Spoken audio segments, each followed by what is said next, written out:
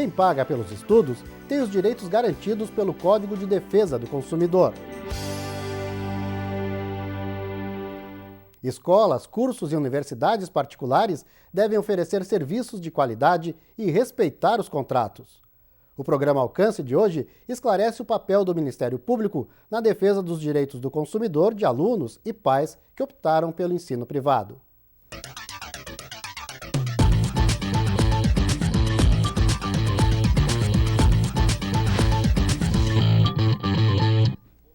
A defesa do consumidor é uma das atribuições do Ministério Público.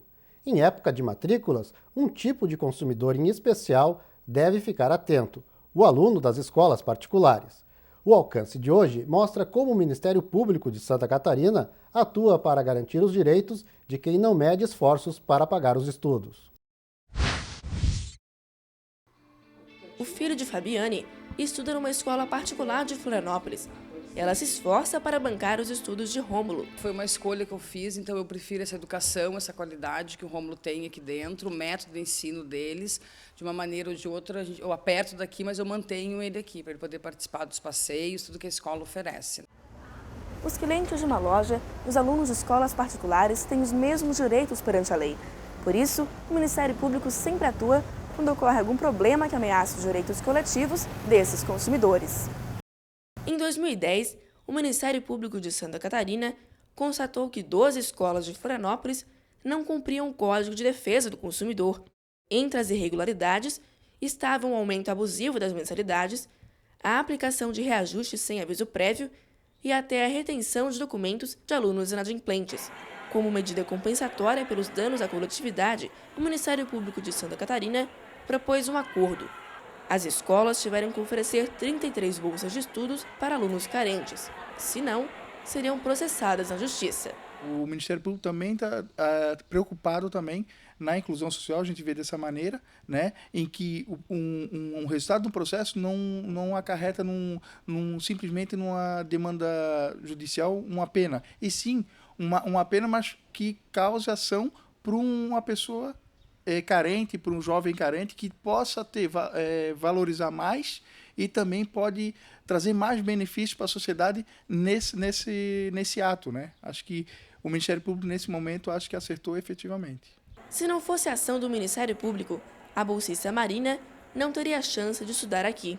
Eu sei do valor a essa oportunidade que eu estou tendo e na qualidade de ensino que esse colégio me oferece, e eu sei que meu futuro está encaminhado. O fato da gente não ter condições de colocar o nosso filho no colégio particular dificulta muito. Eu agradeço muito essa oportunidade que o Ministério Público está nos dando. Com essa bolsa que a Marina ganhou, isso só nos dá uma garantia de futuro para ela.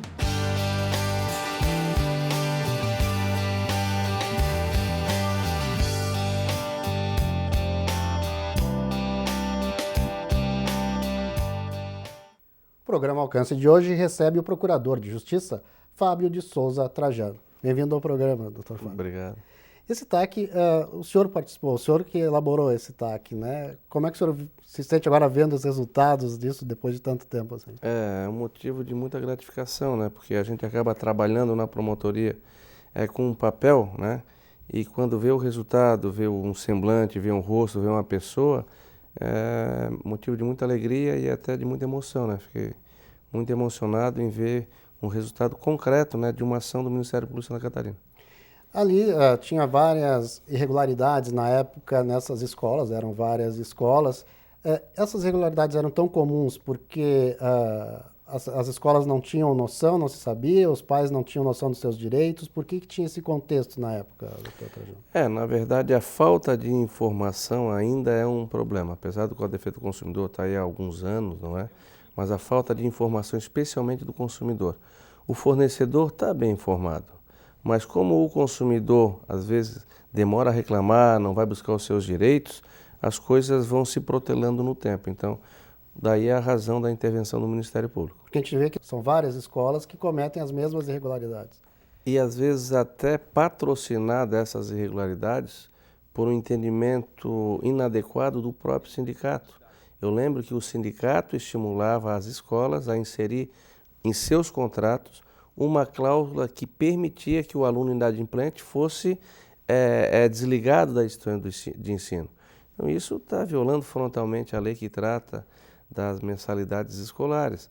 Nós tivemos que ingressar com ação judicial para que isso fosse regularizado. Os contratos das escolas geralmente chegam já prontos para os pais, né? E os pais, como qualquer consumidor, quando vem um contrato pronto, nem sempre sabe se pode ou não alterar aquele contrato. Esse contrato, apesar de ser padrão, ele pode ser analisado, o pai levar para casa e estudar as alterações? Claro, a grande maioria dos contratos de consumo e a prestação de serviço educacional há uma relação de consumo entre o prestador de serviço e o consumidor, são celebrados através de contratos de adesão. Esse contrato de adesão, a possibilidade do consumidor mudar, ela é muito limitada.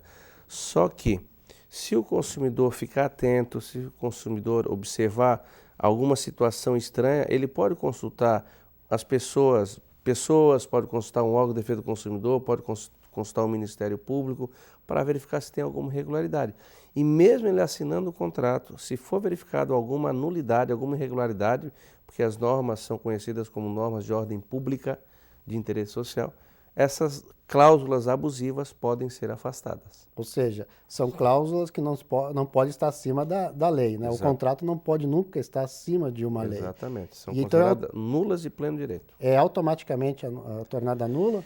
Automaticamente. Agora, esse automaticamente depende do consumidor saber que existe uma irregularidade, depende de provocar a instituição de ensino, depende de provocar o órgão de defesa do consumidor, depende de provocar o Ministério Público, depende de provocar o Judiciário. Porque são várias etapas. Primeiro, o consumidor tenta resolver o problema junto à instituição de ensino e depois vai buscando outras alternativas. A gente sabe que às vezes tem alguma pressão para, se não assinar hoje, pode amanhã a sua vaga não estar garantida.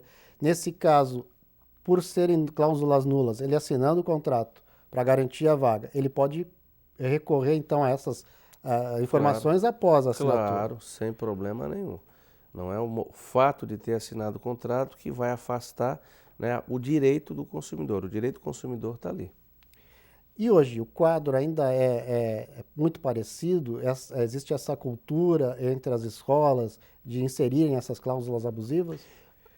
Eu diria que à medida que o tempo vai passando, essas situações tendem a se normalizar, né? E esse trabalho feito aqui na capital, quando eu estava à frente da Promotoria de Defesa do Consumidor, nos parece que nós chamamos várias escolas, conversamos com várias instituições de ensino. Então, aqui na capital, nos parece que a situação vem melhorando ao longo do tempo e tenho certeza também que em outras cidades, né, em razão, né, da conscientização das pessoas, da atuação do Ministério Público, da atuação dos PROCONs, isso vem se minimizando ao longo do tempo. A gente vê também que o efeito de um TAC, ou seja, de um acordo, no lugar de a opção de judicializar o problema, tem um efeito pedagógico até, porque as partes acabam compreendendo melhor a situação. Claro, claro. Sempre tem um ditado que é muito velho, mas é muito sábio, né?